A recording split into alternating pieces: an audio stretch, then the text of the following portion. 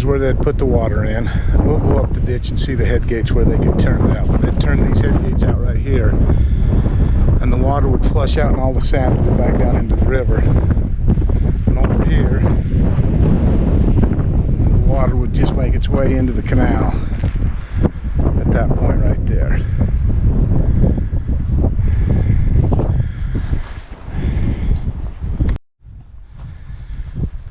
Okay, here's a little bit of the history. This is the Verkin Canal, right at the head where it just comes out of the sand trap. The sand trap is a settling pond basically for the canal water. As they took the river water out, it would come into a settling pond. Hopefully the majority of the dirt and silt and sand would settle out, and then they would put it into the ditch. They could also flush out the sand trap every once in a while and put the water back into the river. I'll go back in there in just a minute and show you the sand trap. Well, it's right over there by my bike. But just some of the work that these pioneers had to do to make this canal work is tremendous. Just a testament to their commitment to bringing water to make it so that things could happen out on the Verkin bench, and the fruit trees and stuff could be watered. This is just a portion of it they did, and it eventually wound around down the canyon here and eventually went through the mountain and come out on the Verkin side and under the canal there. This is no longer in use. Back in mid-80s, I believe, they put the canal into a secondary system, or a pressurized system, excuse me. And that pressurized system changed the need for the city to have this canal, so they've abandoned it. But you can see just how in depth it went. The stairs here to get up and over so that they could come and inspect the canal. There was someone who inspected the canal every day. Well, here you go. I don't know if I can go low enough. Yeah, it looks like I can. At least I'll try.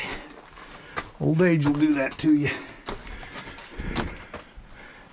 Ouch.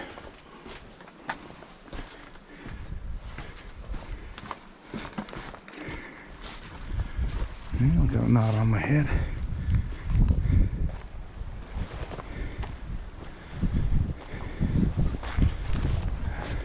And you can see there's a trail along the side of the canal here. They used to walk to check it for breaks.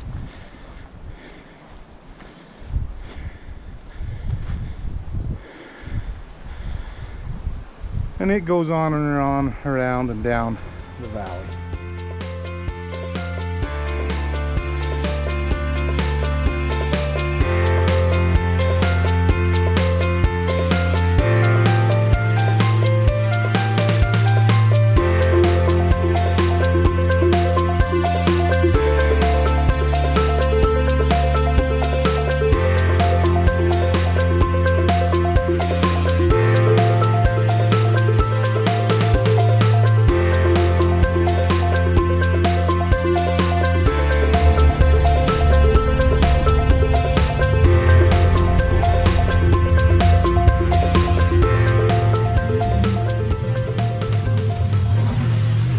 Okay, this is where you can see there's a head gate right there. This is the actual place where I'm on the Verkin side of the river, but across the river is on the Verkin side. That's the head gate, or the place where the water was diverted out of the river and into the canal. And it's several hundred yards above where that sand trap is.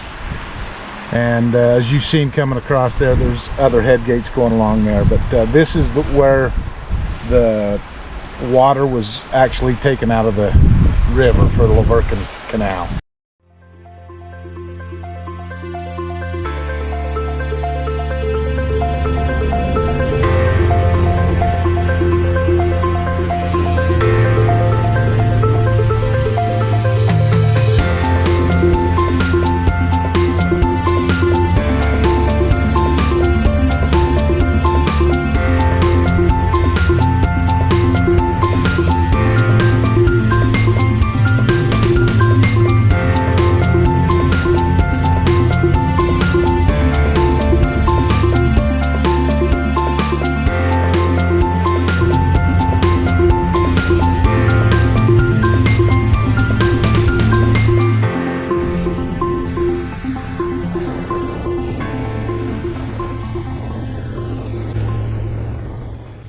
Right now we're going to go over and take a look at what they call Chinatown.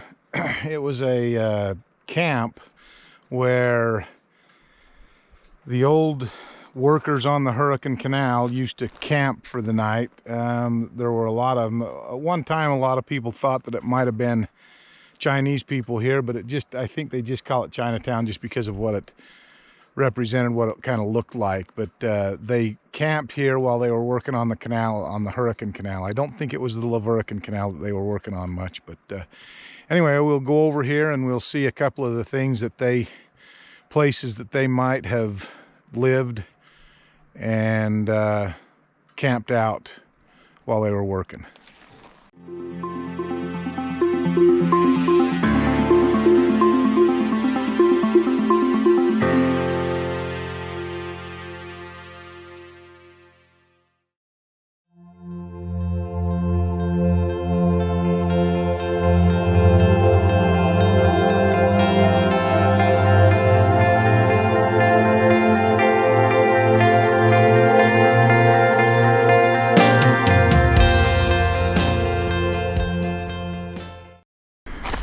Here you can kind of see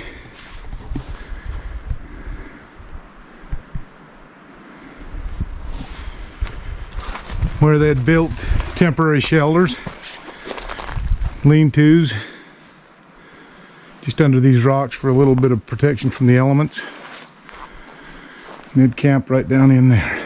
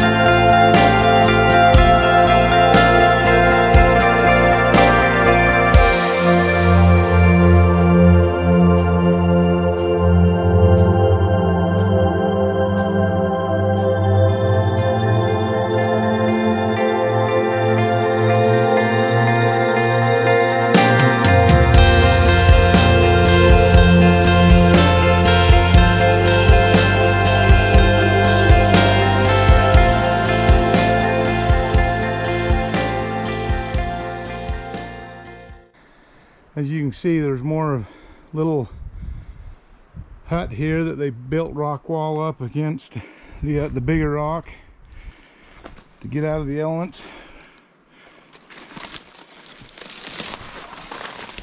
Give them some sort of shelter and privacy, I would imagine.